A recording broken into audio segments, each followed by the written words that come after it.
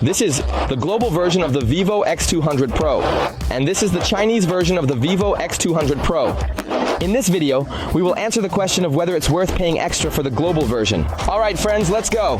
Hey friends, this video was translated using a neural network, so the sound quality isn't the best. If you want to listen to the original sound from a smartphone and hear the audio recording test, just follow the link in the description to our original video. Both smartphones are at 100% battery charge. Friends, and as usual, the first test. This is our front camera, 4K, 60 FPS on both smartphones. Global version of the Vivo X200 Pro. The Chinese version of the Vivo X200 Pro. How's the picture looking? I'm currently filming myself. On the right, I'm being lit by the sun. Everything should look really great. Now I'm moving, and the sun is shining. So it turns out right here. Video from the front camera. Both versions of a smartphone look the same. Color reproduction, white balance, working with backlighting. So far, there aren't any noticeable differences. And the picture looks like in Dolby Vision 4K 60 FPS on the Vivo Global version and the Vivo X200 Pro, the Chinese version. Here are especially challenging conditions. When shooting in Dolby Vision against the light, we see some differences in skin tone and white balance. In the global version, the skin looks paler and leans towards yellowish tones. The same goes for shooting with the light. In the Chinese version, the skin is richer and redder. Overall, the white balance is warmer. Right now, we're shooting a portrait video with the front camera using the background blur effect. And like this, for example, if I turn away, where's the focus? Like this, if I stretch my arm out as far as I can. So what do we have here now? I'm stepping back a bit now. In the global version, we see constant shaking, while the Chinese version stays steadier. By the way, the front camera in both versions is identical. Guys, you mentioned in the comments that the position of the smartphone on the tripod affects stabilization. We'll check this in the main camera block test, which we're moving on to now. Let's take a look at how the main cameras perform on the different versions of the smartphones. The wide-angle lens, in terms of color reproduction, gives a very similar image. However, the global version sky seems to be more vibrant. The Chinese version stabilizes the image better, especially when running. The global version shakes more. You can see it even better when running. When filming myself, there are no differences in color reproduction, except that the skin tone is a bit richer in the Chinese version, but the stabilization works worse again in the global version. Pay attention to the background, to how it's shaking. I don't have anything to add about the main camera to what I've already mentioned.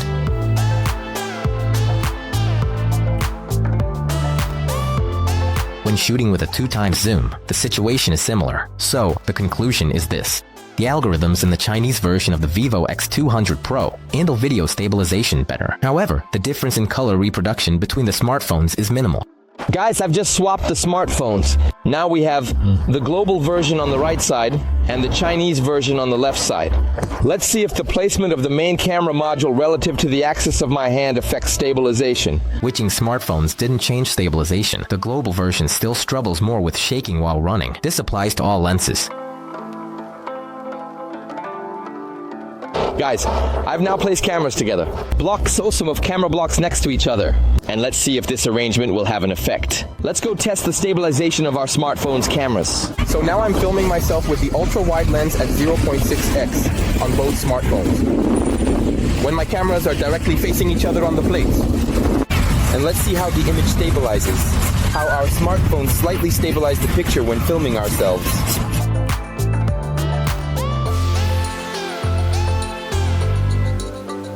1x lenses on both smartphones, and let's focus on stabilization further. Let's go quickly. Even under the most identical conditions, the result remained the same. The Chinese Vivo definitely handles stabilization better, and it doesn't matter if I'm filming everything around me or myself, whether the portrait mode is on or not.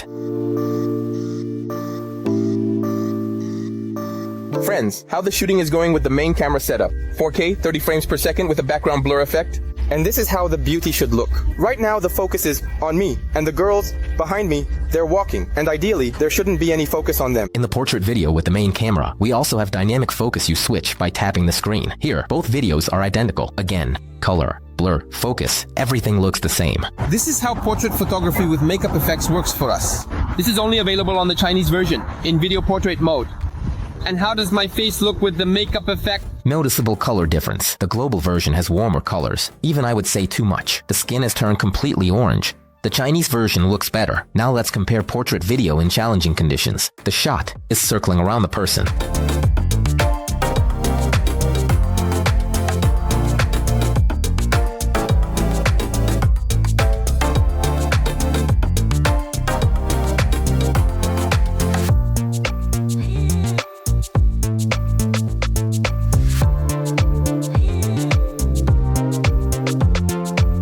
The only difference here is that the Chinese version of the Vivo holds stabilization better during the flyby. Both smartphones treat my bangs oddly. The edge and blur fail. Hair gets smudged. Edge blur barely hold. This moment doesn't look very nice.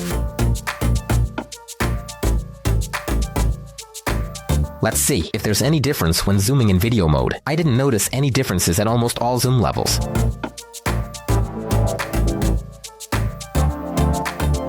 At 10x and 20x zoom, the global version handles text and noise better. The difference is slight. Technically, both versions feature a 50-megapixel Sony sensor. The telephoto lens has a 200-megapixel sensor, and the ultra-wide camera also features a Samsung sensor with a resolution of 50 megapixels. Guys, we're currently shooting in challenging conditions, 4K 60 frames per second. Without Dolby Vision turned on. We have an amazing sunset. How does my face look? How does the background look? Is it being rendered or not? Now I'm stepping out of the frame. And now we've connected Dolby Vision, which should provide the maximum dynamic range. This is how the background looks now and how my face looks. Everything okay? Or are there any issues? Are both smartphones really identical in every way? We enhanced the Dolby Vivo using our own preset. We talked about it in a recent comparison of Vivo X200 Pro and iPhone 16 Pro Max. By the way, if you haven't seen it yet, I highly recommend checking it out. As for our comparison, we see identical results here.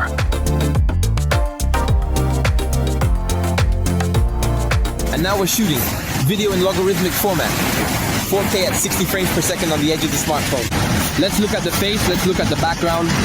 And I'm stepping out of the frame. I don't have anything to add about shooting in log format. Here we also have the same LUT and identical results.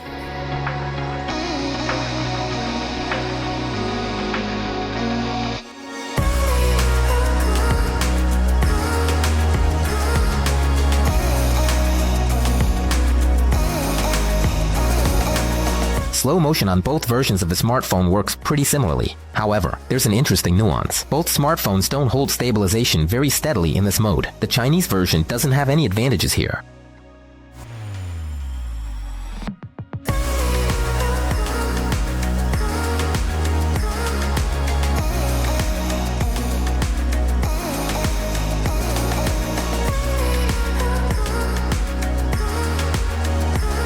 Vivo, my favorite for shooting time-lapse. Both versions shoot them in 4K. I have no questions about either smartphone. In any conditions, whether it's at sunset, at night, or at dawn, the time-lapse turn out amazing.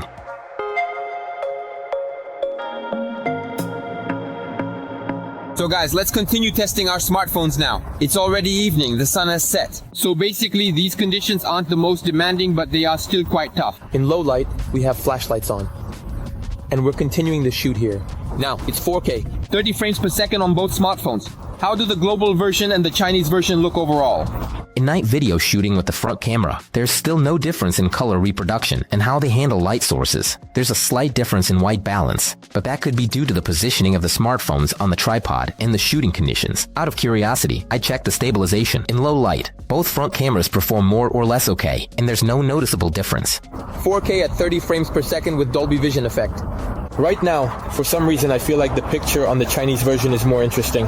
When shooting in Dolby Vision, it's the same as during the day. The picture on the global version has a yellow tint, and the colors are noticeably washed out. And this is how we're shooting, in full HD at 30 frames per second with a background blur effect. In portrait mode, there isn't such a drastic difference anymore. Everything here looks pretty much the same. We're shooting everything around us in ultra-wide. I can again point out that the video from the global version of the Vivo is worse in terms of stabilization. When shooting at 30 FPS, both videos start to have a yellow tint and look identical. The stabilization kicks in the same way. Guys, this is what shooting with an ultra-wide lens looks like in 4K at 60 frames per second on both smartphones. When I approach the lanterns, everything should be beautiful. But when I move away from the lanterns, everything must be not so good. At 60 frames per second, color is same, but in terms of stabilization, the Chinese version works better again. As for 30 FPS, there's no difference at all in color or stabilization. Let's move on to the main camera. When shooting around, the difference in color reproduction is noticeable. The colors on the Chinese version are more pleasant and natural, and the sky is more vibrant. The global version of the video is paler, with yellowish tones. And in terms of stabilization, the Chinese Vivo performs better too. If we switch to 30 FPS, then both color reproduction and stabilization become the same. And now we're shooting with the main camera module in 4K at 60 frames per second at 1x zoom. As you can see, there's not much light on my face, so the quality is probably not going to be very good. At 60 FPS, colored is the same. The only difference is that the Chinese version once again performs better in terms of stabilization. As for shooting at 30 FPS, both the colors and stabilization are identical, and now we're shooting with 2x zoom. The difference is noticeable when shooting at 60 FPS. Once again, the global version struggles with stabilization. At 30 FPS, there's really no difference at all. So, what can we say at the end of these tests? We specifically tested the video at 30 and 60 FPS. The main difference, this is the change in color reproduction when switching from 60 frames to 30 on both smartphones. 30 FPS quality same. Only Chinese version stabilization differed. At 30 FPS, the video was more jittery. The exception was when I was shooting myself with the main lens, where there was no difference. On the global version, switching the frame rate didn't affect stabilization at all. And this is how our smartphones shoot in 4K at 30 frames per second with a background blur effect. How does it look? Video and image quality okay? How's the video? How's the image quality? When it comes to portrait shooting, I don't see any difference. Only the Chinese version is better in stabilization. Now let's talk about the photos here. In fact, there are practically no differences. Selfies are similar, in portrait shots are similar. The skin tone varies. Sometimes it's paler and yellowish, and other times it's the opposite.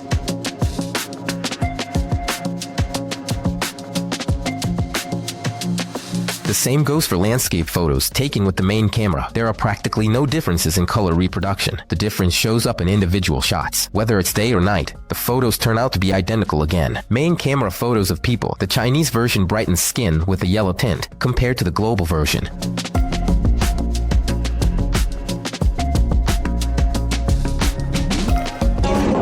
What's the difference in portrait photography? The first difference between the global version and the Chinese one is that the Chinese version has an AI feature.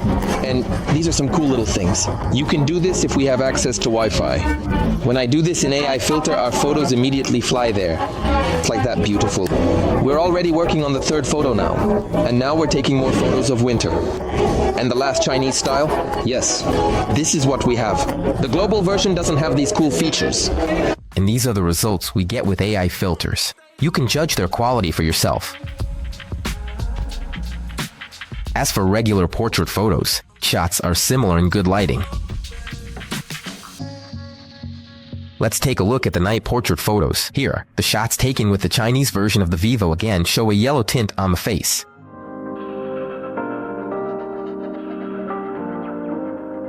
That's in our spoon test. Global version. This test failed. At the same time, the Chinese version of the Vivo performed well in all major tests.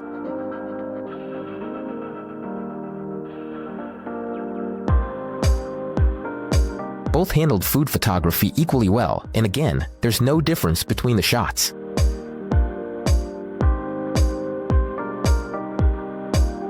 I also tested the zoom photos. At the first close-ups, there are no differences in detail and photo quality, none at all.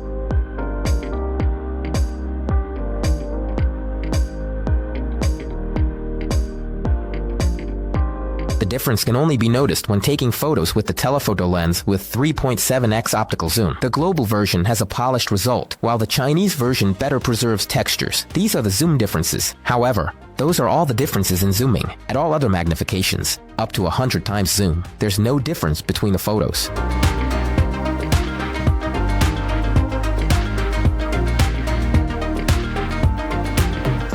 RAW. These are photos that the smartphone saves directly from the camera matrix and does not process them with its own algorithms. Everything is the same. Both smartphones support regular RAW and Super RAW, and I really recommend using Super RAW for night photography.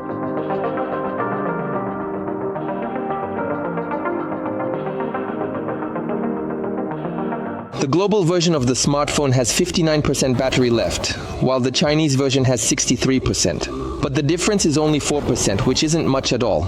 Both versions have the same 6,000 mAh batteries, so from a technical standpoint, there's no difference between the smartphones. As for charging, both smartphones support fast charging up to 90 watts. Let's compare the packaging of the global version with the Chinese one. Is a difference. I bought the headphones for 40 euros, and the adapter is included in the price. Inside the box, there's a cool silicone case. The charging cable is USB-C, and the smartphone itself, the package is rich. As always, Vivo gets a thumbs up.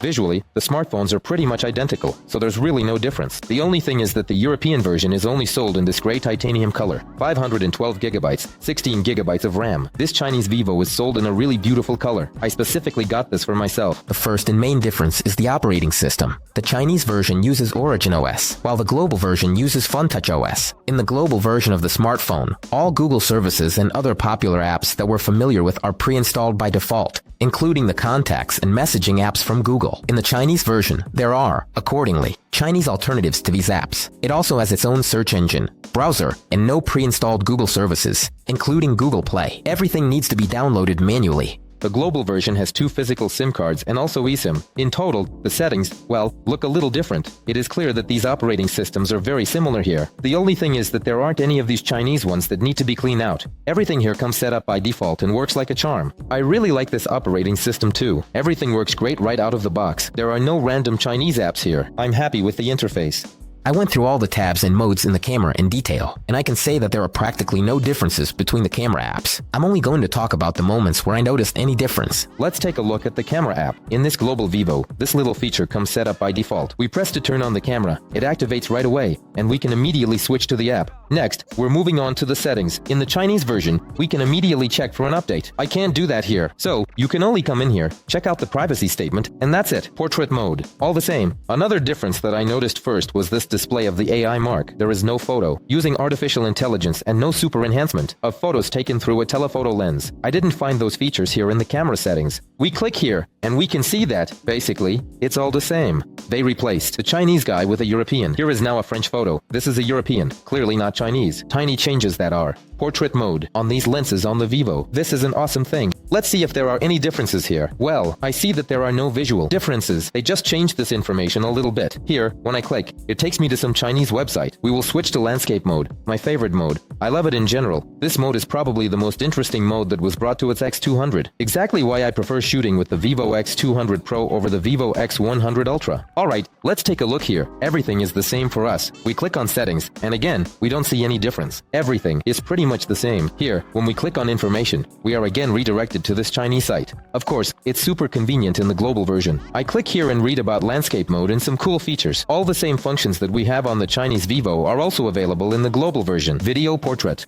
Makeup effect. Chinese version of the smartphone, it is clearly expanded. So here, in addition to smoothing and whitening, we have front view, profile, and facial features. Next, if we click here, we see the difference again. Here we have a Chinese kid, and here we have a European kid. Here's a Chinese girl, and here's a European girl. Everything else here is pretty similar. The only thing is that we have an internal editor here. Maybe there's an internal editor here too, but we need to shoot some videos first. Alright, let's move on and click more. And here we see that everything pretty much the same here, except for one thing, the search feature. There is no search here, as it is already here by default. So, the search feature needs to be turned on. And the last mode that we haven't checked out yet, if we swipe up, it goes right here. Do you want to take amazing photos? Of course, I want to use it right now. And look at how many different focal lengths I have. It's like I picked up a professional camera, but it actually looks very similar here. The only thing, again, is the font. But other than that, everything is pretty much the same. Yeah, guys, let me explain again why. I'm switching to the global version and why I'll be sticking with this smartphone. Basically, it's the Vivo X200 Pro and the global version. The first problem I ran into is that I bought myself these really cool watches. Right now, I really want to test them out. I was really surprised that I'm starting these watches right now. I'm currently installing it through just the Google Play that's built into this Chinese smartphone. I opened this app, and it just won't open. They're really beautiful watches. They're really cool. I really wanted to test them out, but I ran into a snag. With the Chinese smartphone, you won't be able to connect them. Vivo X200 Pro, the global version. It immediately recognized that I brought the watch close. I'm installing them without any issues right now. There are no problems now. Alright, that's it, connecting to the Pixel Watch. In the end, the global version of the Google Watch connected without any issues.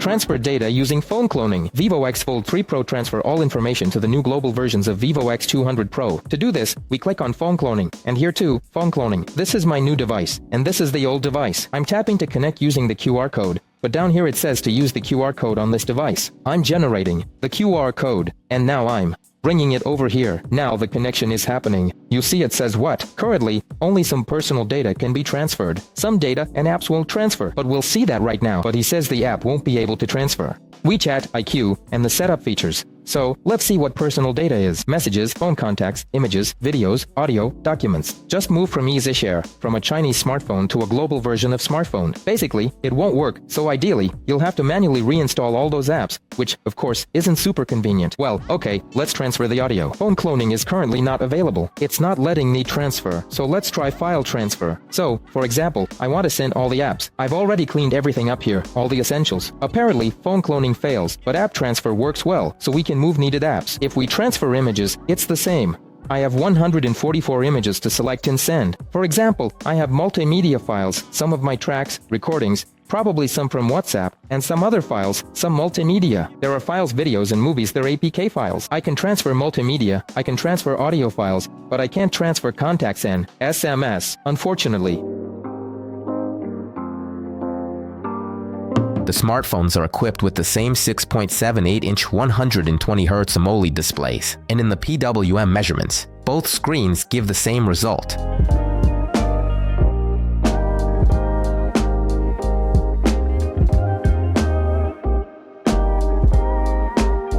Let's take a look at the performance of the different versions of Vivo. Both smartphones are powered by the same MediaTek Dimensity 9400 chip. However, the Chinese version of the smartphone performs faster in the Antutu test and scores significantly higher points. We see the same thing in the Geekbench measurements. What do you think this is related to? Is it the operating system or different optimizations? Leave your thoughts in the comments.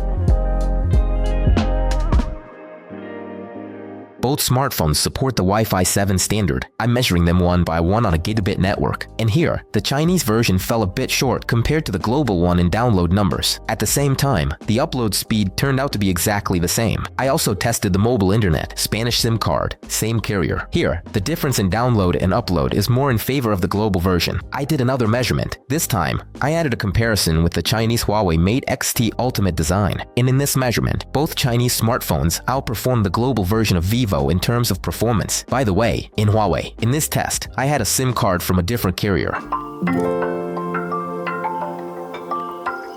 I ordered the global version of the Vivo X200 Pro with 512GB in Spain for 1,099 euros. And the delivery of this smartphone to my home took literally 1 day. By the way, on the official Vivo website in Spain, this smartphone is more expensive now.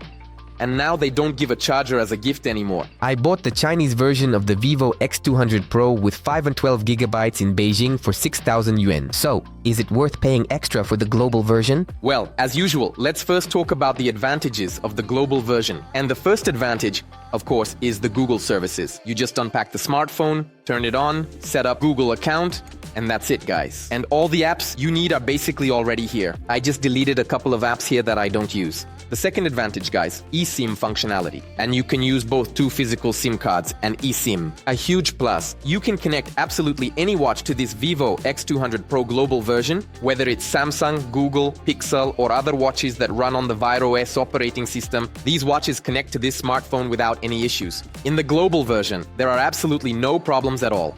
Also, guys, Android Auto works right away on this smartphone. And you don't need to install anything extra. And the last plus that I would mention is the camera performance in this smartphone. When we launch the camera app and start taking photos or shooting videos, we have a really cool icon, Information.